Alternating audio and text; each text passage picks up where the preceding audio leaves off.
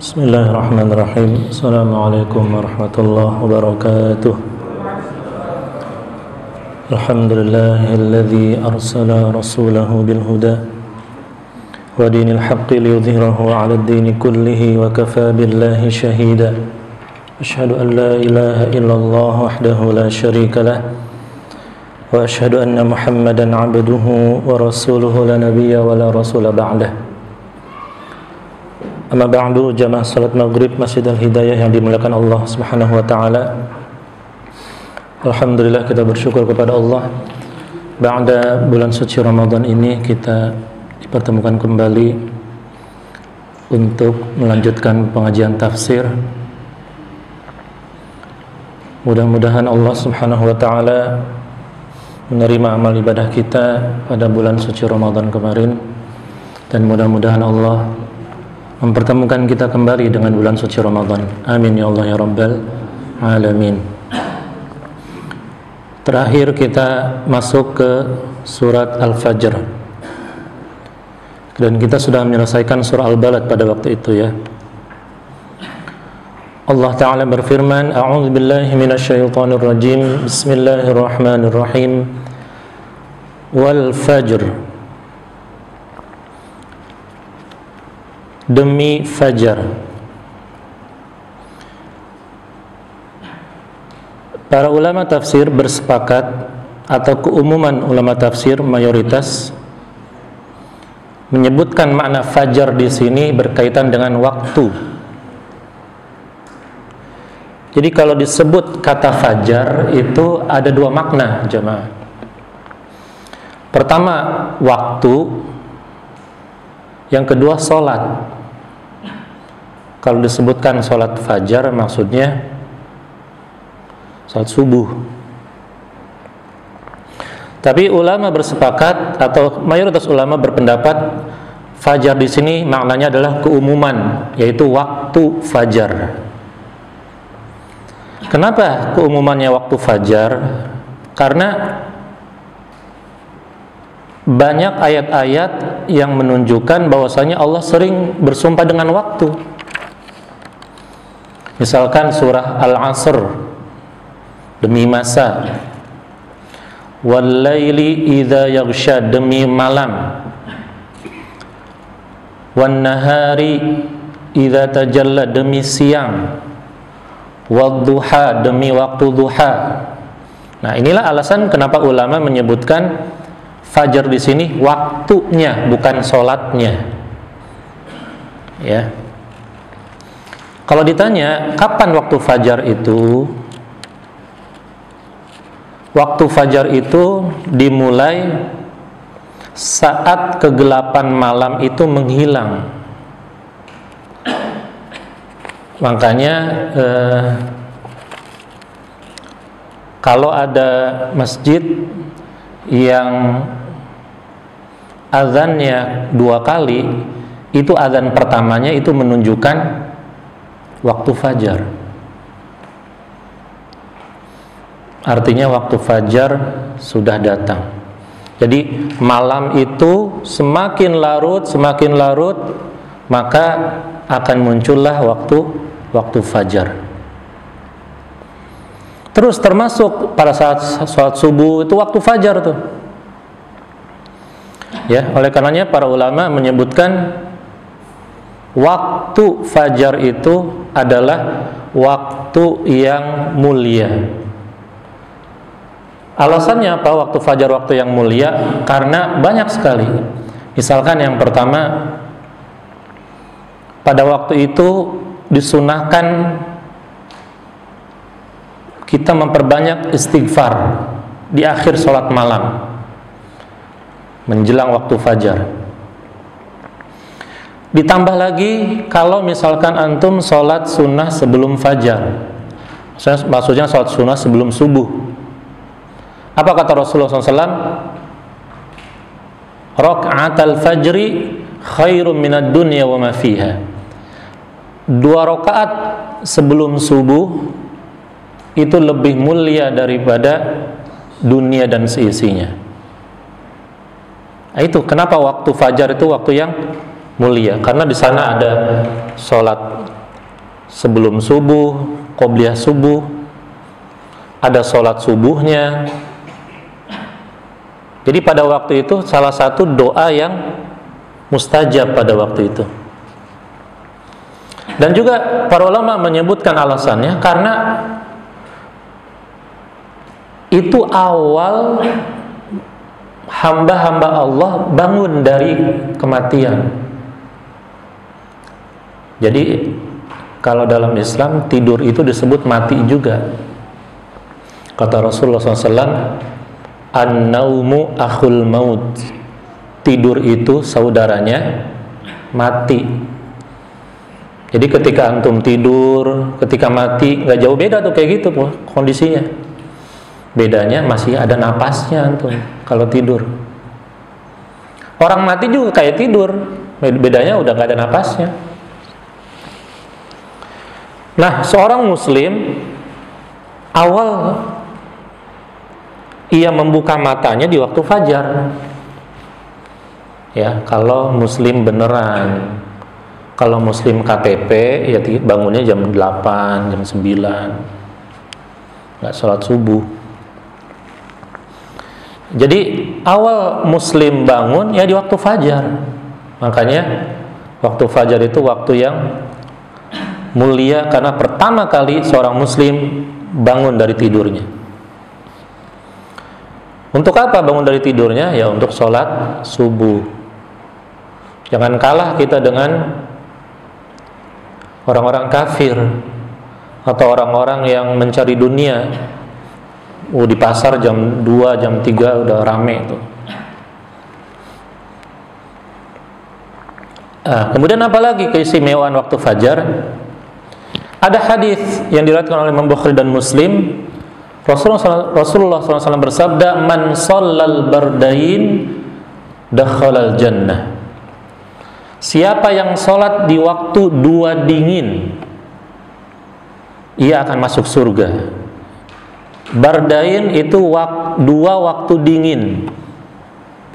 Apa saja itu? Yaitu waktu sholat subuh dan sholat asar. Kenapa disebut waktu dingin? Karena pertama subuh jelas dingin, makin malam makin dingin. Puncak dingin di gunung, saya pernah naik gunung dulu. Puncak makin dingin tuh makin mau menjelang subuh.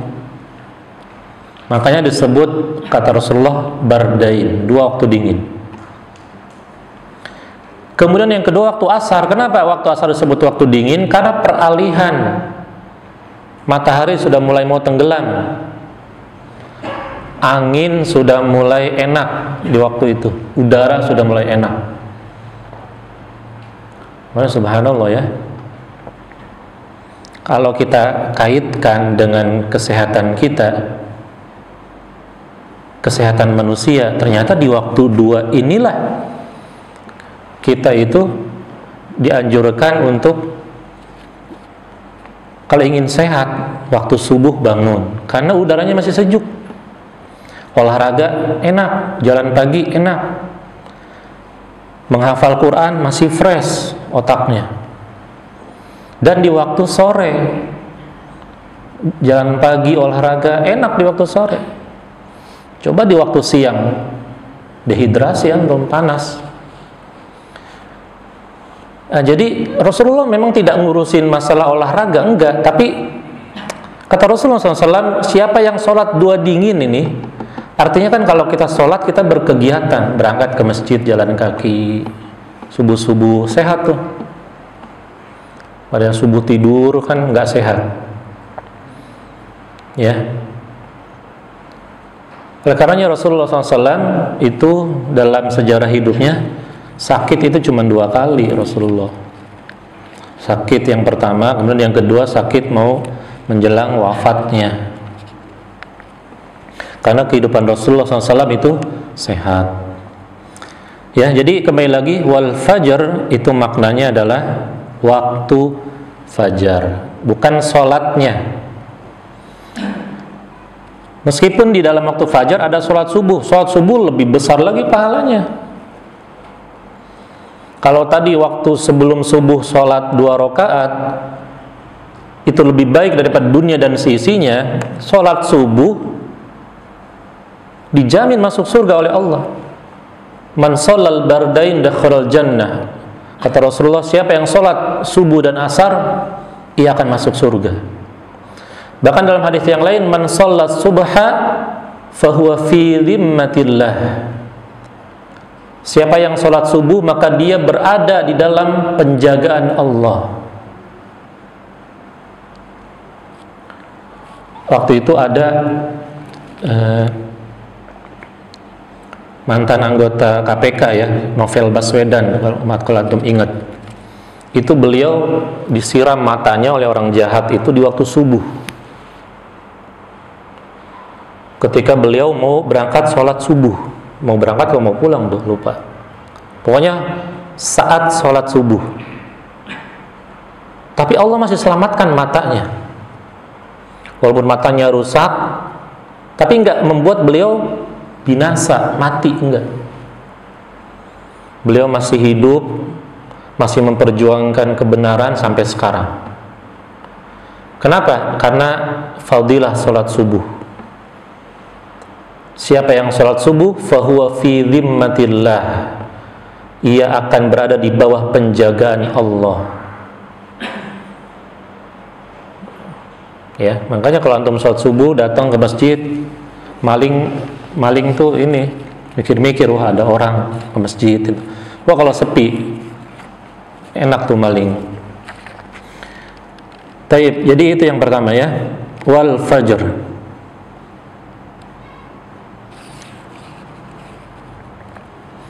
Kemudian Allah Ta'ala berfirman yang kedua, walayalin ashr, demi malam yang 10. Ada 2 pendapat di sini, malam yang 10 maksudnya apa? Yang pertama yaitu 10 malam atau 10 hari dari awal bulan Dzulhijjah. Yang kedua 10 malam terakhir di bulan suci Ramadan.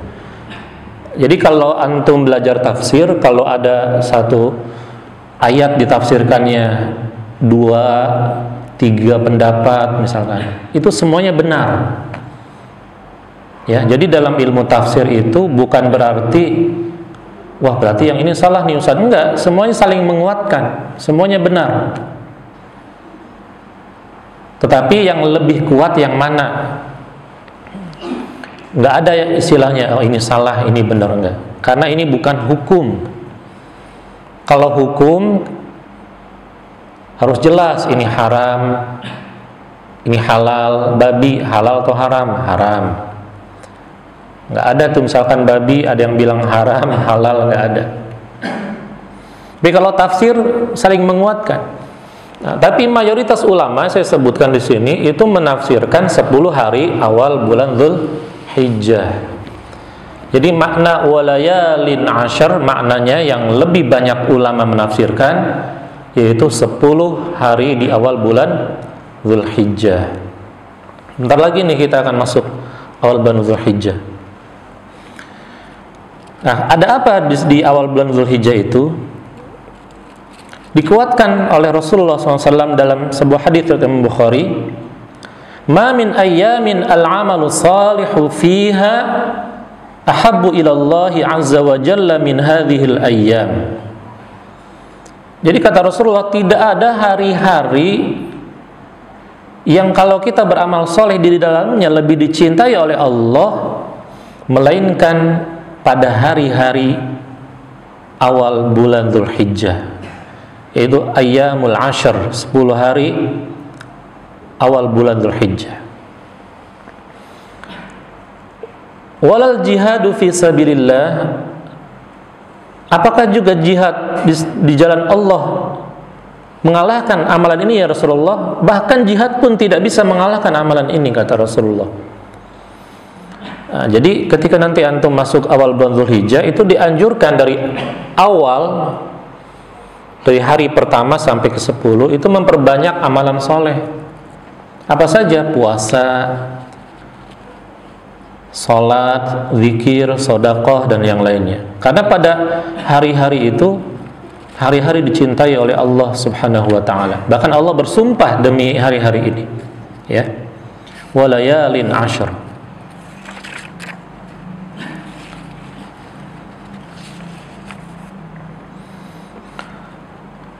Kemudian Allah Ta'ala berfirman wasyaf'i wal watr. Dalam bacaan riwayat lain dibacanya bukan wasyaf'i wal watr, tapi wal witr. Tapi dari riwayat Hafiz an Asim, yaitu yang kita baca sehari-hari, itu riwayat Hafiz an Asim, itu wasyaf'i wal watr, dibacanya fathah, demi yang genap dan yang ganjil. Apa maksudnya demi yang genap dan yang ganjil? Kata para ulama, di antaranya seperti Imam Al-Tabari, segala sesuatu di dunia ini atau yang mampu kita indra, itu kata para ulama itu genap dalam artian berpasangan, kecuali Allah. Makanya Allah nama lainnya adalah witr. Innallaha witrun yuhibbul witra. Kata Rasulullah, sesungguhnya Allah itu witir, maksudnya ganjil. Dan Allah mencintai atau menyukai yang ganjil, maksudnya menyukai salat witir. Jadi Allah itu witir. Nah, selain Allah Subhanahu wa ta'ala, itu genap berpasangan. Oleh karenanya kita lihat di dunia ini, atau yang mampu kita lihat, Allah menciptakan segala sesuatunya berpasangan, kecuali Allah, karena Allah tidak butuh dengan pasangan. Ya, Qul huwallahu ahad. Selain Allah diciptakan berpasangan. Allah Ta'ala berfirman misalkan dalam surah An-Naba, wa khalaqnakum azwaja, kami menciptakan kalian berpasang-pasangan, laki-laki dengan perempuan. Emang udah dari sananya diciptakan berpasang-pasangan. Kalau ada yang tidak berpasang-pasangan sesama jenis, ya berarti menyalahi fitrah, menyalahi kodrat dari Allah. Jangankan itu, dalam hal yang lain pun diciptakan berpasangan. Ada siang, ada malam, ada gelap, ada terang, ada atas, ada bawah, semuanya berpasangan-pasangan.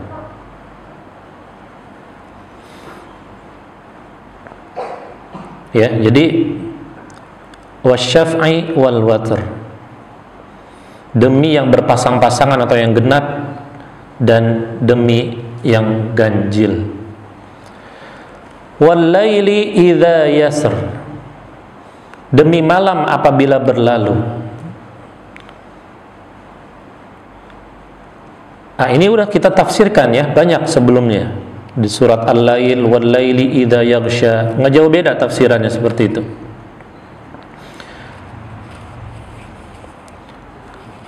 Hal fi dzalika qasamul lidzi hijr. Nah, ini maksudnya. Jadi setelah kita tadi membaca, ada kurang lebih 5 hal Allah bersumpah. Pertama, wal fajr, demi waktu fajar. Walayalin ashr, demi 10 hari awal bulan Dzulhijjah. Wasyaf'i wal watr, demi genap dan ganjil. Wal laili idza yasr, demi malam apabila telah berlalu. 5 kali Allah bersumpah. Tetapi ini uniknya di surat ini, Allah di sini bersumpah tapi tidak menunjukkan sumpahnya untuk apa. Surat sebelumnya kan sumpahnya ada tujuannya. Seperti misalkan sebelumnya kita baca surat Asy-Syams, wasyamsi wa duhaha, terus di akhir sumpah itu Allah berfirman, qad aflaha man zakkaha, sungguh beruntung orang yang mensucikan jiwanya. Nah, tapi di surat ini Allah tidak menyebutkan maksud sumpahnya itu apa. Tetapi Allah malah berfirman seperti ini, hal fi dzalika qasamul lidzi hijr, adakah pada yang demikian itu terdapat sumpah yang dapat diterima bagi orang-orang yang berakal? Kata para ulama, jamaah yang Allah muliakan, jadi nanti ada kaitannya antara surah Al-Fajr dengan Al-Ghasyiyah. Di surah Al-Fajr ini ada ancaman-ancaman yang Allah akan berikan kepada orang-orang kafir. Ada balasan bagi orang-orang yang mengingkari hari kebangkitan. Jadi tidak Allah sebutkan sumpahnya secara jelas maksudnya apa, tujuannya, tetapi Allah ingin menyebutkan bahwasanya dengan sumpah-sumpah tadi Allah itu ingin menyebutkan nanti di ayat-ayat setelahnya bahwasanya orang-orang kafir itu benar-benar nanti akan dibinasakan, akan diazab oleh Allah Subhanahu wa taala.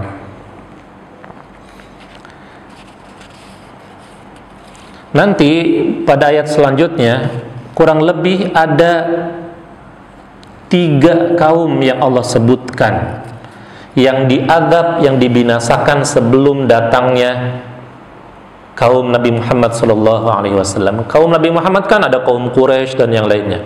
Sebelum Nabi Muhammad datang, Allah menyebutkan ada 3 kaum yang Allah binasakan. Yang pertama kaum Ad, yang kedua kaum Tsamud, yang ketiga Fir'aun dan kaumnya. Nah, itu yang Allah sebutkan nanti di ayat-ayat setelahnya. Ya. Nah, untuk apa Allah menyebutkan ini? Untuk menegaskan kepada Nabi Muhammad SAW dan kita umatnya bahwasanya orang-orang kafir yang mengingkari Allah dan Rasulnya itu diazab oleh Allah bukan hanya di akhirat, bekas-bekasnya ada di dunia. Kalau antum mau cari, bekasnya ada. Seperti nggak usah jauh-jauh, misalkan Fir'aun aja, bekasnya tuh ada, bahkan muminya tuh ada. Sengaja Allah abadikan, Allah awetkan untuk menjadi pelajaran bagi orang-orang yang datang setelahnya. Kaum Ad juga ada, seperti yang sudah kita pelajari di tafsir sebelumnya. Ada tanda-tandanya di Jazirah Arab tuh bagian selatan. Ada bukit namanya Ahqaf. Itu daerah yang terletak di Yaman kalau nggak salah, atau Hadramaut, antara Oman dan Hadramaut. Itu bekas peninggalan kaum Ad. Demikian juga kaum Tsamud, kaum Nabi Saleh yang kita tafsirkan di akhir surah Asy-Syams, ya.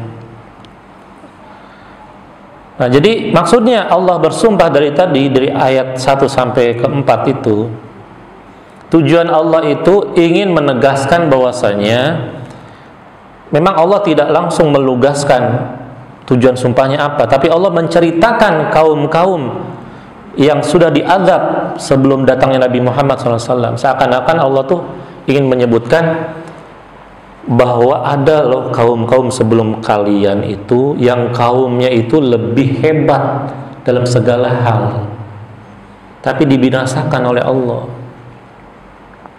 Contoh kaum Ad misalkan. Kaum Ad ini lebih hebat daripada kita. Badannya lebih kuat dari kita. Perkakas-perkakasnya aja itu dipahat lewat bukit-bukit. Artinya itu kaum saking kuatnya, saking besarnya badannya, ada pahatan-pahatannya. Atau bahkan kaumnya Fir'aun bisa membangun piramid. Coba tuh sampai sekarang piramid masih ada. Artinya apa? Kalau bicara teknologi, mungkin dulu nggak ada internet. Tapi bangunan orang dulu kenapa lebih kuat dari bangunan orang sekarang? Artinya otak mereka tuh sebetulnya peradaban mereka udah maju. Di dekat rumah saya itu ada sekolah dasar, tempat saya dulu sekolah. Itu bangunan Belanda, peninggalan Belanda. Bahkan ada kuburan-kuburannya. Itu bahkan pernah disinggahi atau didatangi oleh orang-orang luar gitu, pengen tahu nih peninggalan Belanda. Ada sumurnya, sumur bawah tanah. Itu bangunan Belandanya masih ada sampai sekarang. Jadi sekolah itu uniknya, bangunan-bangunan Belandanya dulu tuh nggak dihancurkan, ada ciri khasnya. Jendela-jendelanya yang besar itu. Jadi jangankan kita bicara kaum Ad ya, orang Belanda saja waktu ngejajah Indonesia, bangunannya udah sehebat itu. Sampai sekarang tuh sekolahnya masih kokoh, bangunannya masih kokoh. Apalagi kaum Ad, kaum Tsamud, kaumnya Fir'aun. Mungkin kita sekarang merasa udah canggih teknologi, udah punya komputer, internet. Orang dulu juga udah maju peradabannya. Nah, Allah ingin menyebutkan ada loh peradaban-peradaban dulu itu yang maju, yang lebih kuat dari kamu, tapi karena mereka itu sombong, tidak mau beriman kepada Allah dan Rasulnya, mereka dibinasakan oleh Allah. Gitu. Nah, kamu ini mungkin bahasa kitanya, kamu ini udah badannya kecil gitu ya, sombong lagi misalkan, tidak mau taat kepada Allah dan Rasulnya, lebih gampang lagi Allah binasakan gitu. Karena kaum-kaum terdahulu badannya gede-gede saja dibinasakan oleh Allah. Tinggallah sisanya, sisa peradaban-peradabannya gitu.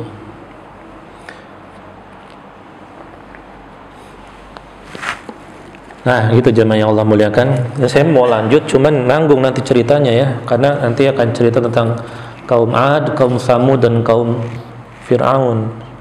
Sekarang udah jam berapa nih? 9 menit lagi. Apa mau tanya jawab? Ini mumpung baru ketemu lagi nih, jangan langsung serius ya. Langsung serius nanti relax dulu lah. Tanya jawab dulu. Mungkin antum habis pulang kampung kan, jangan langsung serius. Gimana, ada mau nanya dulu nggak? Nanya apa aja lah.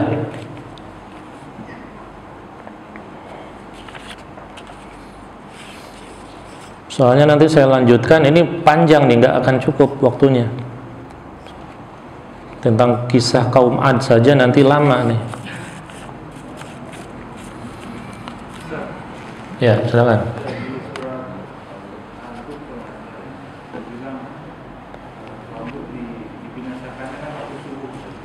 Ya. Ya. Alaysa subhu biqarib. Ya, terus?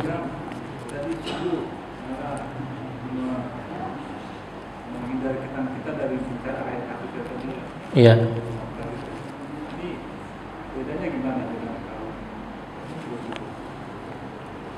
Iya. Ini Bapak itu membacakan surat Hud, Pak. Itu ada di surat Hud.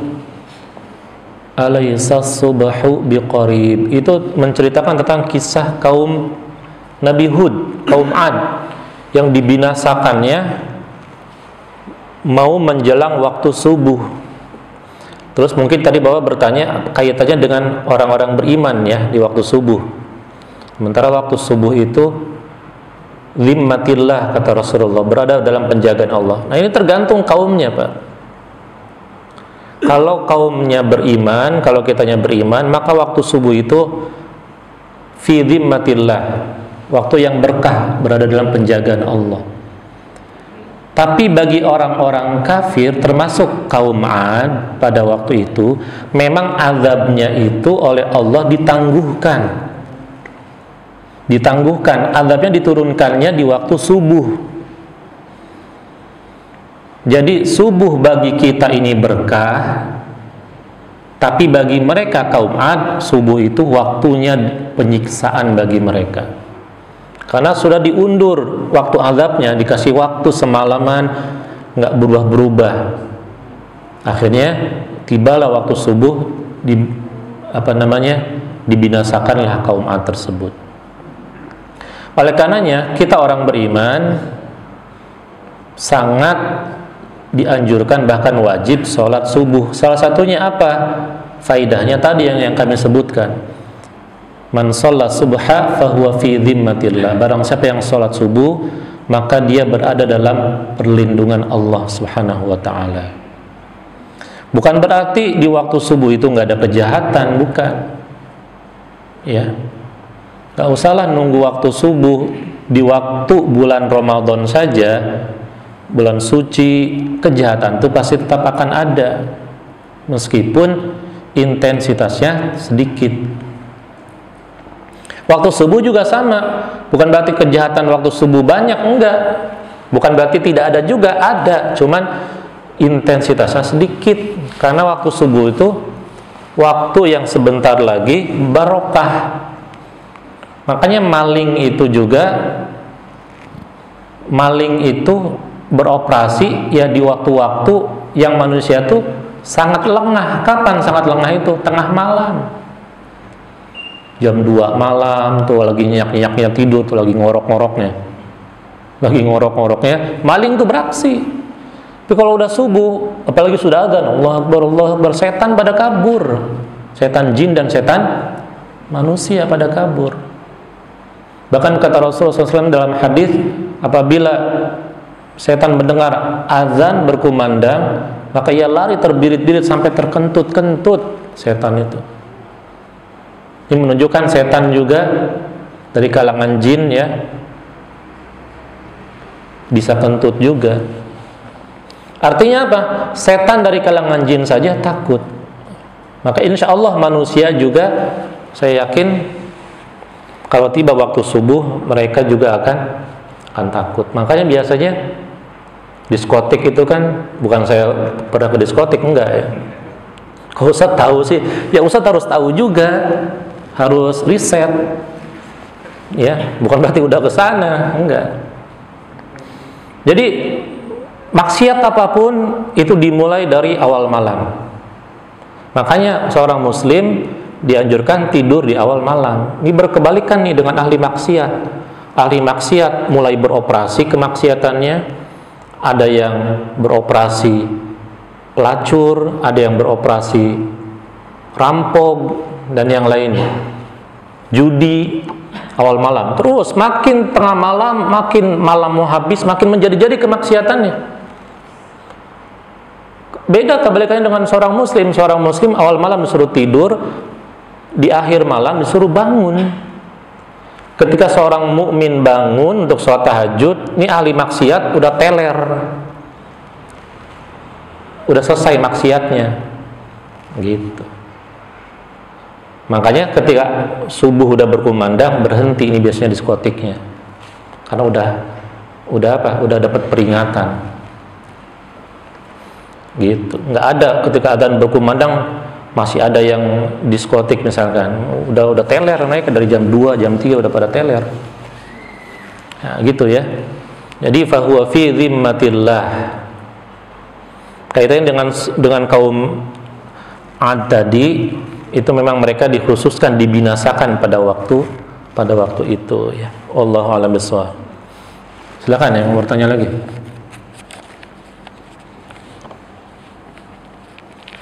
Tanya aja, tanya. Mudik kayak apa kayak? Kalau waktu itu gimana sih? Kan biasanya ada hadisnya, kalau Jumat itu kalau orang Jumat mukmin meninggal, Ya. Jumat itu Husnul Khatimah. ada diajak kubur gitu ya. Oh iya. Kalau meninggal waktu subuh gitu ada ininya nggak? Iya. Tidak ada sih, tidak ada hadis. Yang setahu kami tidak ada hadis yang menyebutkan mukmin yang meninggal waktu subuh husnul khatimah atau apa. atau terhindar dari azab kubur atau apa. Tapi yang jelas meninggal di waktu subuh, apalagi saat dia perjalanan menuju masjid, sholat subuh, itu jelas husnul khotimah, meskipun tidak ada hadisnya. Ya, memang yang ada hadisnya, seorang mukmin yang meninggal di waktu hari Jumat atau malam Jumat, dia akan terhindar dari azab kubur. Tapi hadis ini pun jangan langsung ditelan mentah-mentah. Lihat penjelasan para ulamanya. Sama seperti faidah surat Al-Muluk. Siapa yang membaca surat Al-Muluk, maka dia akan terhindar dari azab kubur juga. Terus gimana Ustaz kalau dia banyak maksiatnya? Makanya jangan ditelan mentah-mentah juga. Ya. Maksudnya, ketika seorang mukmin meninggal di waktu subuh dan dia dalam keadaan sudah membersihkan dirinya, makanya biasanya Allah mewafatkan seorang hamba itu sesuai dengan kebiasaannya. Ya, sesuai dengan kebiasaannya. Kalau kita melihat ada orang yang mungkin kita nggak kenal meninggalnya di waktu subuh, sholat subuh, kita nggak tahu nih, mungkin orang ini soleh, kita nggak tahu amalan dia gimana di rumahnya, mungkin dia akhlaknya baik kepada keluarganya, mungkin dia sedekah, nggak pernah ngomong-ngomong ke orang, kita nggak tahu. Kita husnudzon aja, mungkin ini orang soleh, dan kita berhusnudzon dia meninggalnya husnul khotimah, gitu. Jadi bukan berarti dia akan selamat dari azab kubur atau tidak, itu urusan gaib, kita nggak tahu. Tetapi dia meninggal dalam keadaan husnul khotimah. Kenapa? Karena dia meninggal di waktu yang baik, gitu. Sama halnya misalkan kita melihat ada orang baik tapi kok meninggalnya di diskotik misalkan, mungkin kita jangan suudzon dulu, mungkin dia ke diskotik untuk berdakwah misalkan, kita nggak tahu. Tapi hati-hati kalau nggak tujuan dakwah, nggak ada apa, tiba-tiba meninggalnya di sana, hati-hati, mungkin itu isyarat. Mungkin selama ini amalannya tidak ikhlas, ya. Jadi dalam hadis itu disebutkan seorang itu akan diwafatkan berdasarkan kebiasaannya. Makanya hati-hati kita. Jangan sampai kita meninggal di tempat-tempat yang tidak baik. Mudah-mudahan Allah wafatkan kita di tempat-tempat yang baik, di masjid atau dalam perjalanan menuntut ilmu, bahkan dalam perjalanan mencari nafkah juga itu tempat yang baik. Kita meninggal lagi ngojek, misalkan lagi nge-grab, itu mencari nafkah. Asal jangan sampai meninggal kita bersama perempuan, na'udzubillah. Itu berarti meninggalnya tidak baik, ya. Mungkin ini aja yang bisa kami sampaikan, seperti yang kami sampaikan di awal. Di awal-awal, insyaallah kita santai dulu. Nanti kita minggu depan kita baca tafsir surat Al-Fajr selanjutnya, ya. Demikian yang bisa kami sampaikan, mudah-mudahan ada manfaatnya. Mohon maaf kalau ada kekurangan. Kita tutup doa kafaratul majlis. Subhanakallahumma bihamdika asyhadu an la ilaha illa anta astaghfiruka wa atubu ilaik. Wassalamualaikum warahmatullahi wabarakatuh.